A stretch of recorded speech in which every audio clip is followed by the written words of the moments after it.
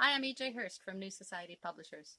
We're participating in the climate strike this week by sharing our personal actions that the staff at New Society has been doing.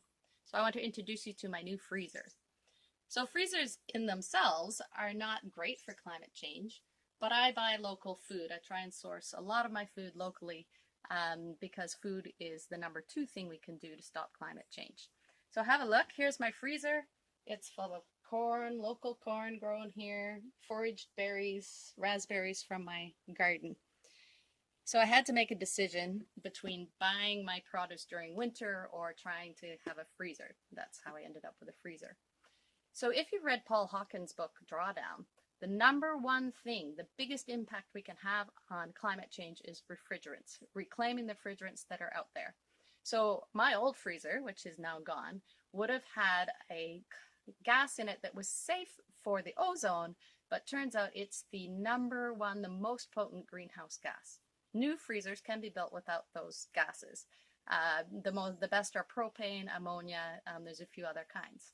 So I went shopping for my freezer. I wanted to know, was my new freezer going to be safe for the climate? So I looked it up. I could find out the color, the weight, the size, the dimension, the plug type. I could have baskets, no baskets. I could have a little light on the front that tells me whether my freezer is on or not. Nothing about gases.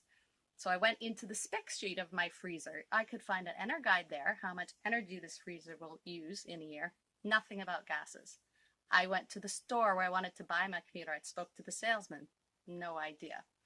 So then I went to the company, Danby, that manufactures the freezer. I got to speak to very nice people at customer service.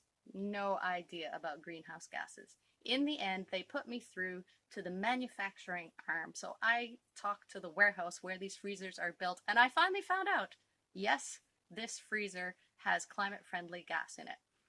Took me the better part of 2 weeks to get the information I needed to make the decision to buy my freezer. So when I'm not working and I'm on strike, I will be writing letters.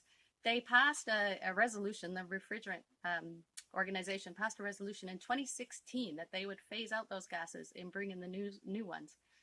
But consumers aren't aware. The type of gas in my freezer should be the number 1 selling point. It shouldn't be the thing I find out by going to the manufacturer and calling the warehouse where they're building these freezers. So that's what I'll be doing.